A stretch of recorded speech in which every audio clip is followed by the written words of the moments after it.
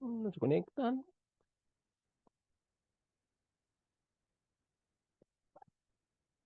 Bueno, vamos a dejarles la presentación. Vamos a compartir la clase del día de hoy. No se ha subido el video. Yo tuve problemas con la plataforma el día jueves, viernes, y lamentablemente no lo pude subir, pero en cuanto esté, le mando la liga a la coordinadora y de ahí, bueno, pues ya que se las mande. De todos modos, bueno, pues queda de refuerzo la clase que vamos a empezar a ver. Y como les decía, bueno, pues hoy solamente nos toca hablar de lo que es el resumen y dentro del resumen, bueno, pues vamos a comenzar en lo que se conectan. Nosotros estamos hablando de lo que es la gestión estratégica corporativa, ¿no? Ese fue es nuestra materia en nuestro bloque número uno.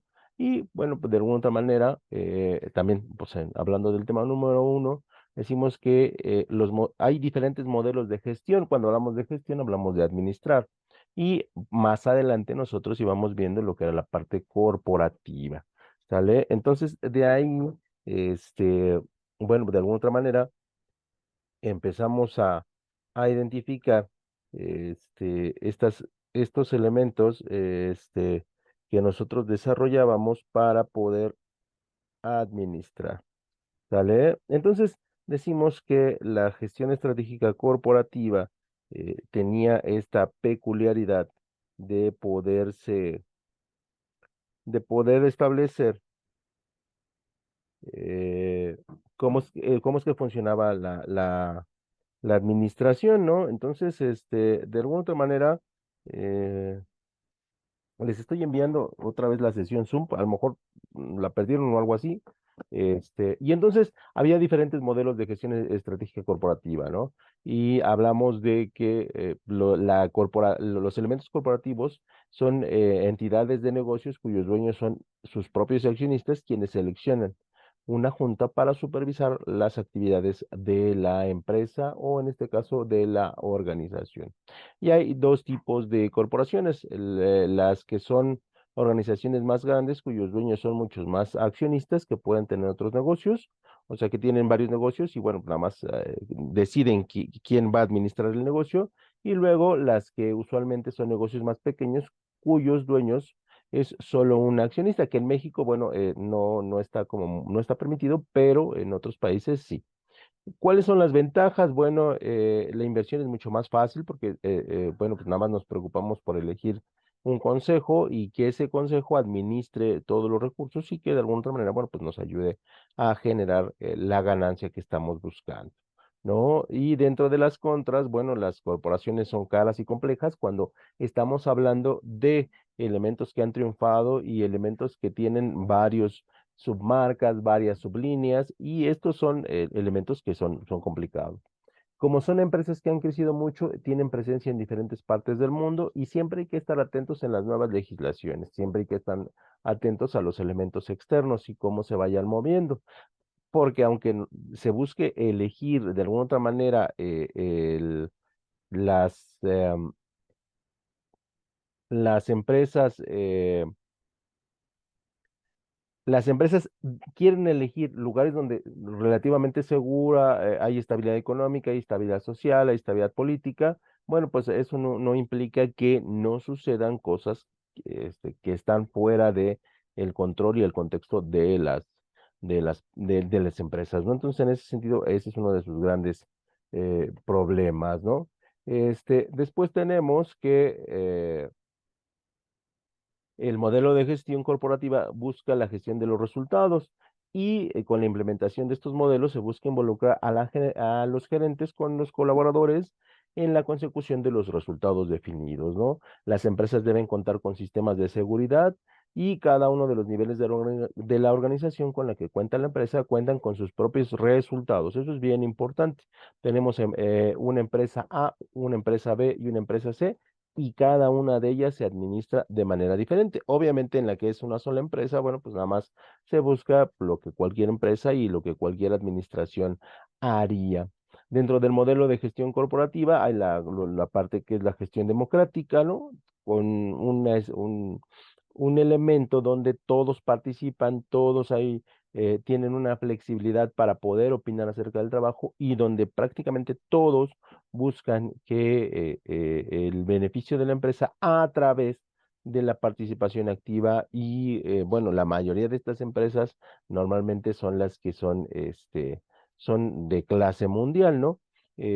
Aunque bueno, en toda empresa, y eso lo tenemos que decir, en todas las empresas siempre habrá modelos, siempre habrá situaciones que no sean las ideales, siempre habrá situaciones en las que, bueno, las condiciones no sean las mejores, pero bueno, pues esto se da en todos lados, ¿no? Este, también tenemos la gestión basada en procesos, donde buscamos que el proceso sea lo mucho más ágil, mucho más barato, mucho más amplio, de mucha más calidad y que tenga, y que siempre esté basado en la eficiencia y en la eficacia, ¿no? Luego tenemos los modelos de gestión centralizada, que esta es una forma de administrar antigua pero eficaz, ¿no? Donde se asignan responsabilidades, se ejercen controles, se definen rendimientos, se definen pautas y la toma de decisiones normalmente es por parte de los gerentes, ¿no? Y entonces aquí tenemos que, estos modelos son los básicos, no son los únicos, pero sí tendríamos que decir que sobre de eso se basan pues las formas de administrar de prácticamente todas las empresas, ¿no? Como elementos básicos de cualquier gestión corporativa, de cualquier empresa corporativa, nosotros vamos durante las clases estuvimos hablando mucho de lo que era la cultura organizacional, de la cultura, de la capacitación y la cultura organizacional es importante para la gestión corporativa y la importancia que nosotros le damos al negocio, aunque sepamos que tiene diferentes marcas, ¿no? Dentro de la cultura corporativa y dentro de la ética corporativa, se establecen las normas éticas que, bueno, serán muy similares a las de cualquier otro establecimiento, ¿no? Pero bueno, pues como parte de la cultura y del procedimiento de cualquier empresa, debe haber un manual de normas éticas que nosotros tendríamos que desarrollar como gestores del negocio. Eso sí siempre se va a dar. Y dentro de los elementos básicos cooperativos, vamos a tener siempre diferentes principios, que es la manifestación de ideas y comportamientos, ¿no? ¿Qué necesito de ti y tú qué requieres de mí? Porque de repente las empresas, y esto es de todas, ¿eh? No estamos hablando solamente de las mexicanas, ¿no? En el mundo hay empresas que piden, pero ya al momento de tú pedir, ahí como que ya no les gusta, ¿no? Y dentro de estos elementos hay que determinar tanto los valores para los dueños de la empresa, porque eso es bien importante, como los valores dentro de la empresa, porque si no, si solamente vamos a ejecutar los valores dentro de la empresa y los dueños, no, pues entonces ahí siempre va a haber un cortocircuito, ¿no?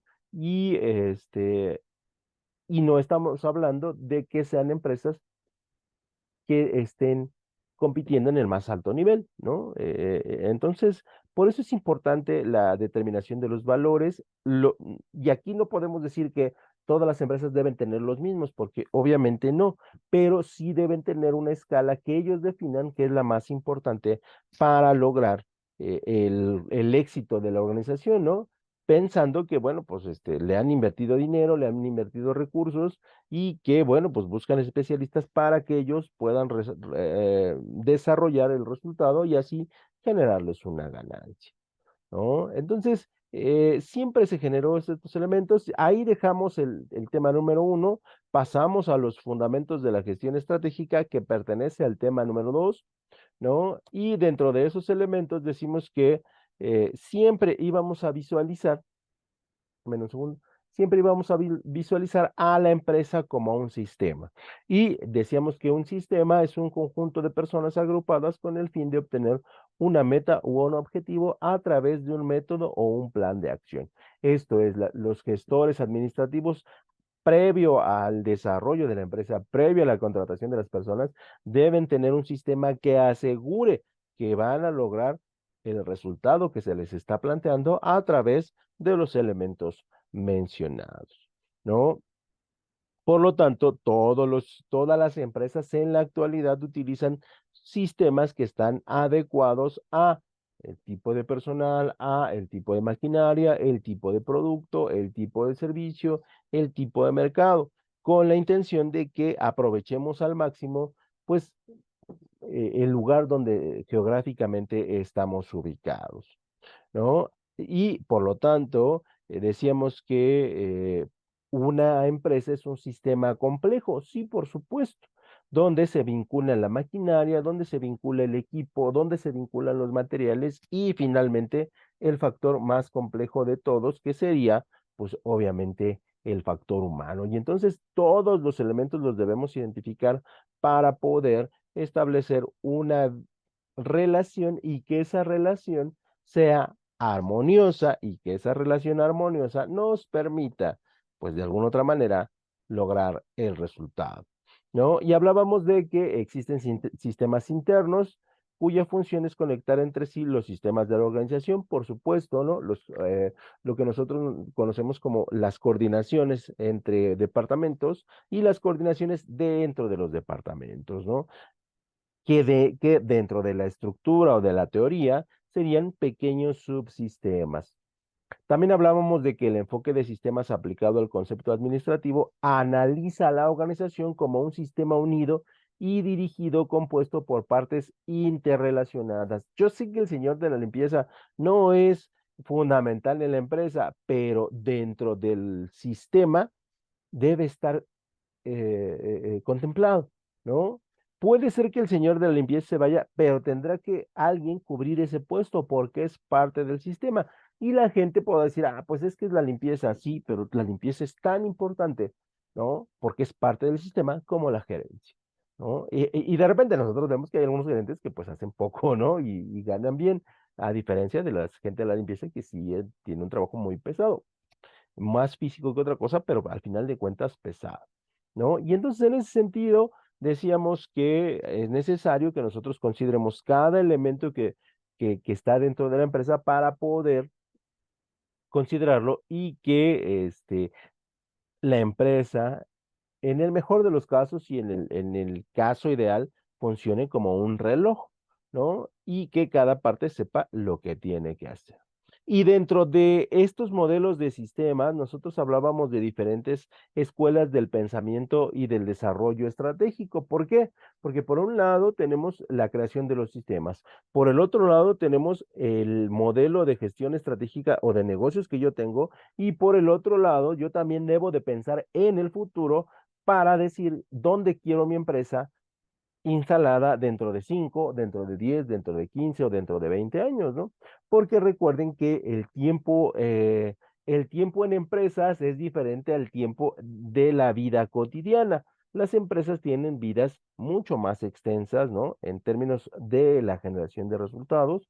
Y hay empresas que tienen 30 años y apenas están creciendo. Hay empresas que tienen 20 años y apenas están creciendo. Hay empresas que tienen 5 años y son exitosas, pero normalmente llevan su tiempo. Tenemos empresas de 200 años, tenemos empresas de 150 años, ¿no? Y que, bueno, pues para ellos, para la empresa, el tiempo se mide de manera diferente. Entonces ahí hablábamos de las escuelas de diseño, ¿no? Que básicamente incorporan el FODA para hacer análisis de todo ese entorno y determinar qué es lo que está bien y qué es lo que está mal. Esto nos ayudaba mucho en la época de los 80, 70 para establecer un mecanismo de ajuste y un mecanismo de cambio que en ese tiempo eran muy necesarios porque veníamos de un proceso mucho más lento en la década de los 70 y necesitábamos que las empresas se fueran ajustando cada vez más rápido. Hoy esos procesos son naturales, ¿no? Son obligatorios, en otras empresas son obligatorios y bueno, pues de alguna otra manera, el modelo FODA pues ya es como parte de nuestra vida dentro de las empresas. Em, Luego tenemos la Escuela de la Planificación, que se crea en 1965, y repito, a lo mejor 1965 resulta lejano, pero en términos administrativos y empresariales realmente es moderno, ¿no? Y Aquí estábamos hablando de cómo competían las empresas o cómo tienen que competir las empresas en los procesos futuros, ¿no? Hoy existimos y bueno, pues hoy no nos preocupamos, pero sí como empresas debemos preocuparnos si dentro de 5 o 10 años vamos a seguir existiendo. Y dentro de esos elementos tenemos que establecer qué modificaciones le tenemos que hacer a nuestro producto, cómo tenemos que interactuar en el mercado para seguir existiendo, ¿no? Y por ello les ponía el ejemplo, y si no lo pongo ahorita, ¿no? De los abrelatas, ¿no? Los abrelatas son necesarios, sí, por supuesto, pero cada vez menos. Y entonces, hace 50 años, una fábrica de abrelatas era lo más común, ¿no? Y era una empresa exitosa, pero el producto se quedó y el mercado lo olvidó. Y así es, ¿no? Entonces, la gente que hacía abrelatas o ya hace cucharas, ¿no? Ya hace tenedores, hace cuchillos, ¿no? O a lo mejor ya ni siquiera se dedican a la fabricación, simplemente lo buscan en otros lugares y lo traen al mercado mexicano, ¿no? Entonces, por ahí la escuela de la planificación siempre nos hablaba del futuro y para poder encarar el futuro, primero lo tenemos que conocer, ¿no? Y luego la tercera escuela era la escuela del posicionamiento, en la que esta ya surge en la época de los 80, donde seguramente la mayoría de ustedes nacieron, ¿no? Y donde se fundamenta en la economía y en los procesos industriales, ¿no? Y aquí hablábamos de las fuerzas de Porter, ¿no? Donde la competencia, las amenazas, los productos, los elementos sustitutivos de los productos eran situaciones que la empresa siempre debe de ¿qué? De cuidar, ¿no? Yo tengo un producto exitoso y ese producto exitoso va a ser copiado. Yo tengo un modelo de negocio exitoso, ese modelo de negocio va a ser copiado, ¿no? Y entonces, ¿qué tengo que hacer, no? Porque pues, qué mejor que nadie me copiara, pero no es así. Y si no, pregunten en el iPhone, ¿cuántos celulares basados en la estética o basados en algunos elementos del iPhone han sido copiados durante, pues, de 2007 a 2023? Imagínense cuál ha sido el nivel de copias. Y luego teníamos la escuela descriptiva, que ya esta se crea en 1990 y que habla de los procesos de decisión al interior de las empresas, ¿no? Y aquí hablábamos de dos situaciones donde en la primera hablábamos de los negocios y cuándo es necesario un liderazgo fuerte y cuándo es necesario un liderazgo democrático, ¿no? Y cuándo es necesaria una visión estratégica y cuándo es necesario no tener una visión estratégica, sino tener una visión en el presente. Y aquí hablamos de un administrador que está en la jugada, un administrador que está consciente de todas las implicaciones que existen alrededor de su trabajo. Y ahí terminábamos el tema número 2 y pasábamos a los fundamentos de la gestión estratégica en su parte número 2. Y dentro de esos elementos nosotros hablábamos de que había diferentes comparaciones de los modelos estratégicos y uno de los elementos que nosotros hablábamos eran los balances scored, que estos modelos consisten en un cuadro de mando integral que permite evaluar el funcionamiento de la empresa.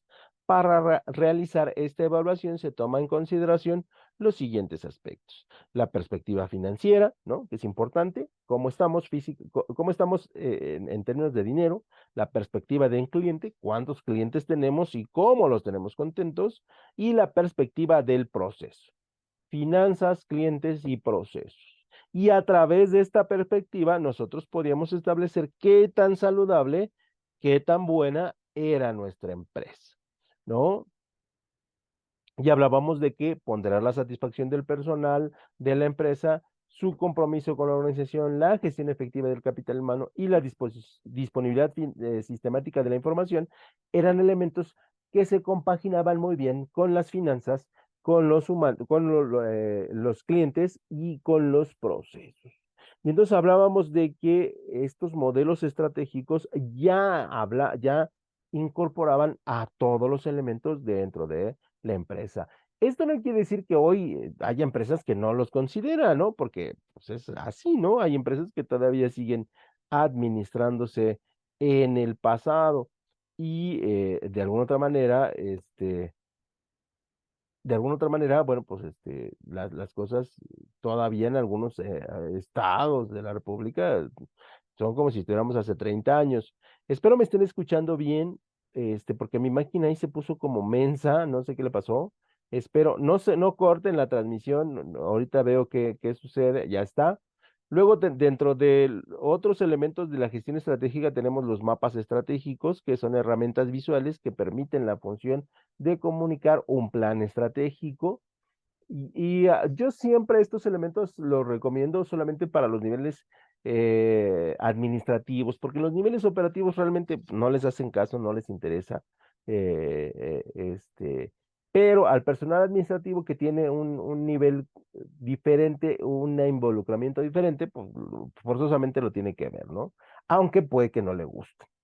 Y entonces estos mapas estratégicos comunican el plan de acción de manera estructurada, segmentada, con la información necesaria de sus diferentes participantes. Y luego, dentro de los modelos estratégicos por excelencia de cualquier empresa, siempre estará el análisis FODA. ¿Qué más podemos decir de este análisis? Más que es referente en prácticamente todas las empresas. Hoy también en los modelos personales, ¿no? Y los modelos de escalas de vida, bueno, son necesarios. Luego tenemos un análisis que es bien importante, que es el análisis PETS, ¿no? Donde realizábamos un análisis de los elementos políticos, económicos, sociales y tecnológicos que deben impactar, que van a impactar, que se van a incorporar a la empresa en el año que está corriendo y en los subsecuentes años, ¿no? Por ejemplo, nosotros el próximo año tendremos elecciones y de alguna otra manera, pues eso, el, el administrador, el consejo de administración, los dueños de la empresa lo deben analizar. ¿Qué va a pasar si gana el partido Guinda? ¿Qué va a pasar si gana el partido azul con verde, ¿no? ¿Qué pasa si el partido naranja gana? Y todos esos elementos nos ayudan a que la empresa esté lista para cuando llegue ese momento. Y bueno, pues de alguna otra manera estar listos y preparados para lo que venga. Luego también hablamos dentro de los modelos de gestión estratégica, hablamos de los análisis de brechas, ¿no? Que ayuda a identificar hacia dónde quiere llegar la empresa y qué metodología secuencial debo tomar para lograr ese punto, ¿no? Seguramente cuando ustedes decidieron estudiar, dijeron, bueno, son 3 años de vida y tanta cantidad de dinero, ¿no? Y de repente empiezan a ver si la brecha es muy larga o la brecha es alcanzable. Seguramente en sus análisis dijeron, sí, esto es viable y por lo tanto, vámonos para allá. Luego vimos la importancia y beneficio de las decisiones estratégicas como un elemento que, bueno, pues es parte de la administración y que nosotros debemos desarrollar, ¿no? ¿Por qué es bueno tomar buenas decisiones estratégicas? Bueno, pues se crea una mayor conciencia de las amenazas ambientales, ¿no? Hoy que está muy de moda. Hay una mayor comprensión de las estratégicas de los competidores, ¿no? Considerando siempre, vamos a analizar, vamos a tomar una decisión en base a lo mejor estos elementos, aunque repito, no son los únicos. Menor resistencia al cambio, ¿no? Porque ya planeamos que en 2024 va a suceder, va a haber cambios políticos y que entonces tenemos que estar listos para ese momento. Una misión más clara de las relaciones desempeño-recompensa, y esto es para los empleados, para los colaboradores y cómo los estamos tratando. Luego hablamos de lo que era la filosofía empresarial, ¿no? Y cómo desarrollarla dentro de nuestra empresa. Y dijimos que es necesario establecer una guía de éxitos de negocios en la que nosotros hablamos de punto número uno, ser objetivos, ¿no? Una filosofía empresarial tiene que ser con ser objetivos, ¿no? Y si en una filosofía empresarial decimos que queremos siempre poner el 1200% de eficiencia, pues entonces la objetividad se pierde, muchachos, y ya estamos hablando de cosas que son irreales, ¿no? Pueden sonar bonitas, pero no son reales, y ahí cualquier filosofía deja de existir. Cualquier filosofía debe ser sencilla, ¿no? Y un elemento filosófico empresarial es nunca llego tarde.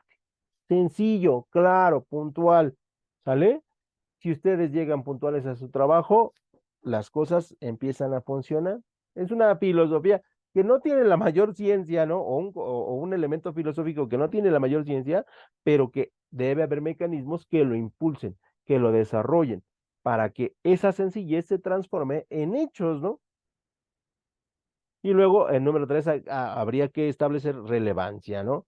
Y dentro de la relevancia, ustedes tendrían que asegurarse de que el propósito esté alineado con los productos que venden, el servicio que brindan y la forma en que desean posicionar al mercado. Queremos ser la empresa tecnológica número uno del mundo y cuando voy a la tienda a comprar el producto tecnológico que ellos venden, el vendedor no me sabe responder las preguntas técnicas. Y entonces yo digo, pues entonces no me sirves, ¿no? Y entonces ahí la filosofía no tiene que ver con la realidad. Y la realidad es que yo voy a declinar por otro producto porque entonces tu producto me suena mal. Ahí dejábamos el tema número 2 en su parte 2 y pasábamos al tema número 3 en el análisis estratégico del entorno. Y dentro del análisis estratégico del entorno, en el tema 3 en su... Yes, ahí está mal. Este, hablábamos de los elementos que tendríamos que establecer, que este es el último. Debe ser sí, debe ser este. Ahí nos equivocamos de programación.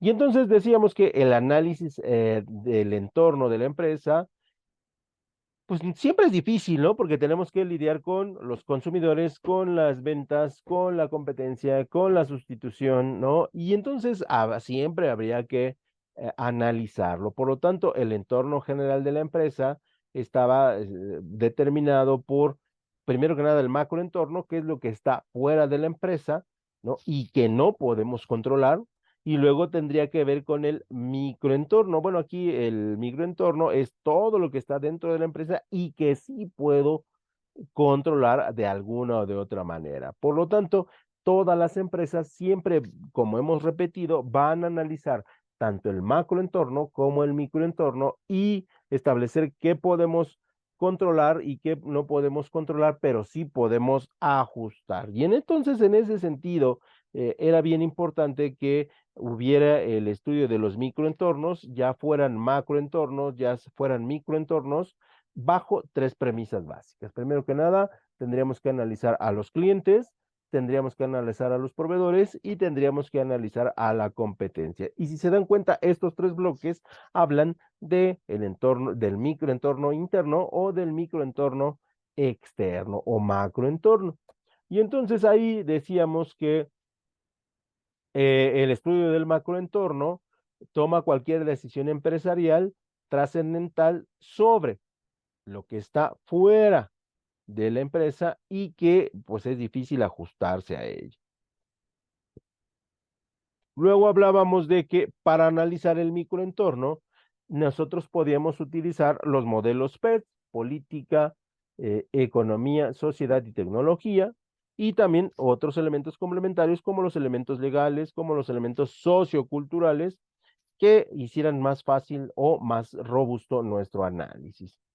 Por el otro lado, dentro de los elementos que nosotros hablábamos, pues describíamos las partes económicas, las partes socioculturales, las partes políticas, las partes tecnológicas, y luego ya decíamos, bueno, ¿qué técnicas tenemos para establecer estos macroentornos y estos microentornos? Y entonces teníamos un elemento que, bueno, pues no es muy conocido, que es el análisis SOARS, que se encarga básicamente de medir lo positivo de la empresa para maximizarlo, ¿no? Hay quien dice, no tenemos que ver lo negativo, pero sí tenemos que maximizar lo positivo. Y este análisis, pues simplemente es una técnica y que, bueno, pues pueden o no pueden utilizar. Después viene la otra técnica que es el análisis de recursos y capacidades, que tiene que ver con el poderío económico de la empresa y en cómo capacitaba al personal que tiene a su cargo para establecer la filosofía empresarial, la cultura empresarial y la ética de valores, ¿no? Y entonces se van dando cuenta, todo va funcionando y todo va cuadrando como en un Lego o como en un Tetris, ¿no? Y entonces hablábamos de que la teoría de recursos y la teoría de capacitación hablaban de los recursos humanos y qué es lo que tenían que hacer los recursos humanos para lograr un buen desempeño del personal. Y bueno, seguíamos con las técnicas de recursos y capacidades, ¿no? Y bueno, pues hasta ahí dejábamos la parte número 3 en su parte número uno. Y luego a,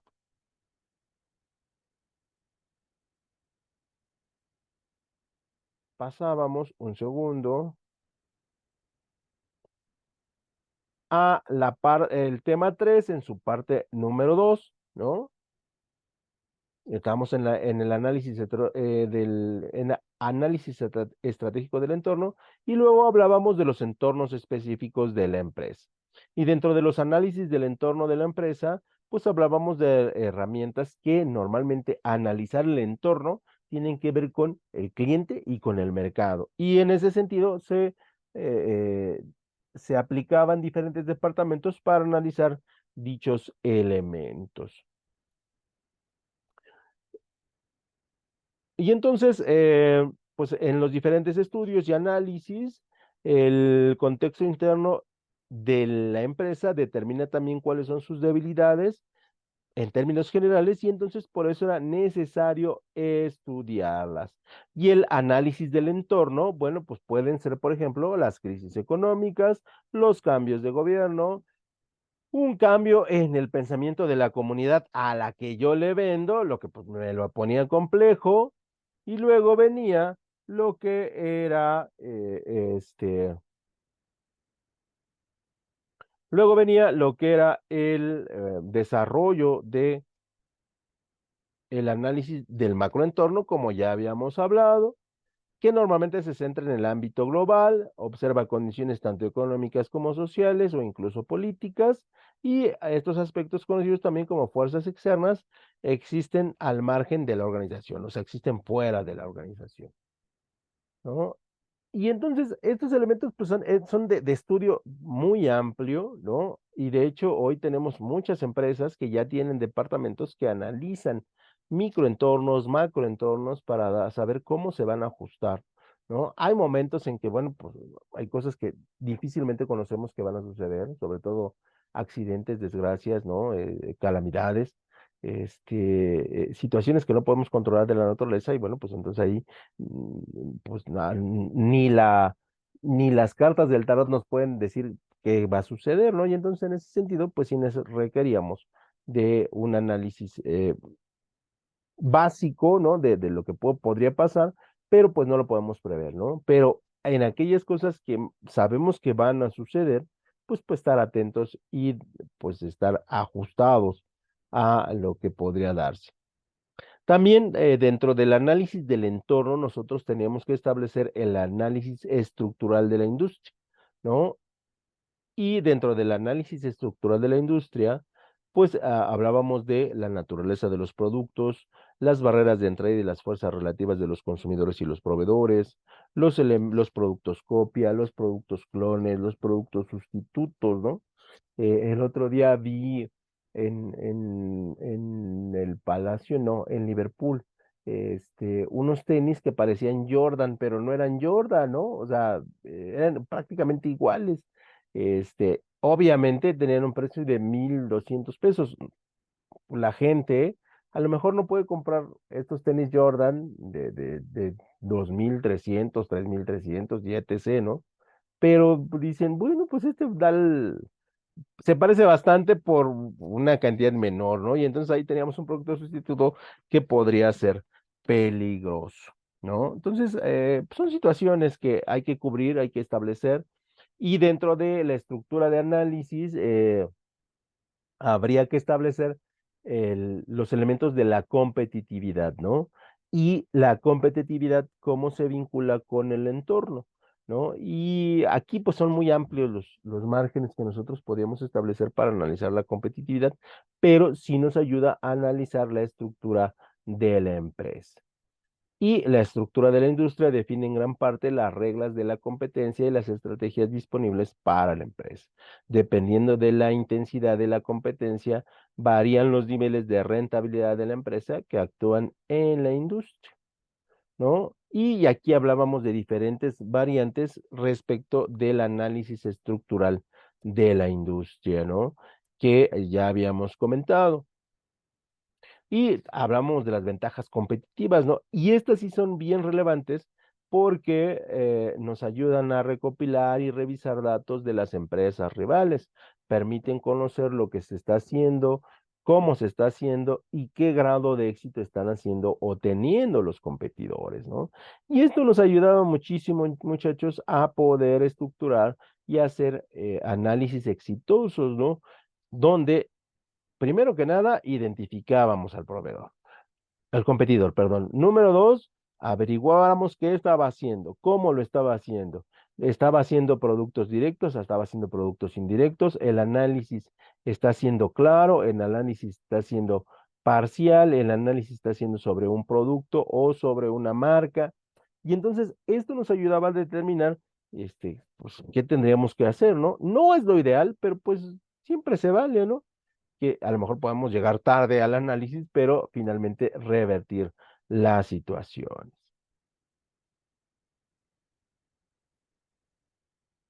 Y por ejemplo, hablábamos de la revisión de participación en redes sociales, porque esto le trae tráfico y el tráfico le trae vistas y las vistas le traen posibles compras en línea, ¿no? Y de alguna otra manera, pues nos ahorraba el proceso de venta, de entrega, ¿no? Entonces, son formas en las que las ventajas se tienen que analizar, ¿no? También podríamos hacer entrevistas con los clientes y con los competidores, ¿no? De los competidores, perdón, y establecer qué les gusta más del producto, qué les parece más atractivo del producto que están consumiendo. Y entonces, en ese sentido, las ventajas competitivas eran realmente muchas, ¿no? Se traducían en planes estratégicos, ya hice el análisis y por lo tanto tengo que hacer el plan estratégico para empezar a quitarles clientes a mis competidores. Y lo mismo van a hacer mis competidores en el proceso de revisión, ¿no? Entonces, eran formas o son formas en las cuales nosotros establecíamos mecanismos de evaluación. Y luego venía el último tema, que era las personas en cooperación, ¿no? Que ya habla de la cooperación entre empresas y empresas, entre bloques de empresas para hacerse más competitivos, sobre todo en aquellas empresas que son locales y que saben que van a llegar empresas extranjeras, como en el caso de México, ¿no? Que, bueno, hay muchas empresas chinas, muchos productos chinos, y en México o los empresarios dijeron, tenemos de dos sopas, o peleamos contra los chinos o nos asociamos con los chinos, ¿no? Y aquí, pues, cada quien podrá tener la respuesta correcta, ¿no? Y entonces, siempre la cooperación entre empresas ayuda muchísimo para proteger segmentos de mercado. Y estos segmentos de mercado, de alguna otra manera, van a proteger ventas y van a proteger trabajo. Y los modelos de cooperación pueden ser adaptados por cualquier empresa y combinarlo con el modelo actual de gestión empresarial. Y podemos tener beneficios financieros, por supuesto, al tener convenios de colaboración con empresas y podemos tener mejor capital humano porque vamos a capacitarlo de acuerdo a la gestión integral de cooperación que tiene la empresa. También hablábamos del capital intelectual y el desarrollo de nuevos procesos como parte de la cooperación. Y si se dan cuenta, pues la cooperación no es otra cosa más que desarrollar a la empresa para que siempre esté en la tendencia, siempre se esté moviendo hacia la mejora, ¿no? Y en ese sentido, la gestión participativa en procesos y modelos de gestión se centra en la evolución y aprovechamiento de la información. Y si se dan cuenta, en la empresa y en la parte administrativa, el siempre estar en movimiento es una ventaja en sí de ventaja competitiva de la empresa. Una empresa que no se mueve, una empresa que está estática, es una empresa que le van a comer el mandado, ¿no? Y eso pues nadie obviamente lo quiere. Por lo tanto, un trabajo de los gerentes es, primero que nada, ser un gran líder, ¿no? Dar buenos resultados, tener una participación abierta hacia el cambio y hacia las nuevas tecnologías y establecer una comunicación efectiva y creativa e innovadora. Si no tienen estas características, en el mundo moderno, en el mundo que se avecina, ¿no? No lo van a lograr. Y esto estamos hablando de organizaciones participativas. También como parte interno de la empresa habría que crear equipos de mejora, círculos de calidad, equipos de intervención, contar con intranet, ¿no? Que eso ya prácticamente todas las empresas lo tienen y si no lo tienen, tienen ya internets muy, muy poderosos. Y ya casi para terminar, siempre una empresa que quiere crecer debe premiar ideas de mejora, no importa a qué nivel tengan las personas, tener comunicaciones virtuales, siempre estar presentes. Yo les decía, hay ocasiones en que hay gerentes que no se paran en la empresa, ¿no? O sea, ni siquiera los conocen la gente, ¿no? O los dueños no los conoces, ¿no? Y como una estrategia, siempre decíamos tener la pregunta del mes, ¿no? Y esa pregunta ser respondida con toda claridad y con toda honestidad. Y también tener un buzón de sugerencia que no sea, que no esté lleno de arañas dentro, ¿no? Que sí sea revisado, que sí sea evaluado, que sí se revise de todas, todas, ¿no? Y dentro de la organización participativa, establecer una asociación, una participación para que todos los departamentos se vinculen, aunque en términos generales el sistema nos dice que se tienen que vincular, lo podríamos hacer de maneras mucho más participativas, ¿no? Y bueno, pues eran formas en las que nosotros teníamos para desarrollar la participación, ¿no? Como también como parte de la participación habría que tener canales de comunicación y de retorno de la información bien poderosos, ¿no? Realizar estudios de clima organizacional para ajustarnos al cambio y contar con reuniones presenciales, ¿no? Porque les digo, de repente los dueños, pues, o los gerentes son como muy lejanos a su equipo de trabajo y eso está mal. Y ese básicamente era nuestro resumen de 3 temas con varios subtemas que vimos durante estos sábados. No sé si tengan alguna duda, muchachos, no sé si tengan algo que agregar, algo que decir. Y si no, bueno, pues los veo el próximo sábado. Recuerden que el próximo sábado son los exámenes. Ya les mandé la guía. Quien ya me ha entregado la guía, ya estamos listos ahí. Ya no tenemos ningún pendiente. Sí, profe. Este, entonces el otro sábado es el examen. Esta presentación entonces que nos dio fueron de varios temas, ¿verdad? De hecho, del tema 1 al 3. Ya. Y Ok, las profe. Y la siguiente Sí, semana arrancamos del tema 4 y terminamos con el tema 6. ok. Bueno, Perfecto, para dar el repaso. ok, cuídate Ok. mucho. Adiós, profe. Nos vemos al Adiós. ratito. Sí. Bye.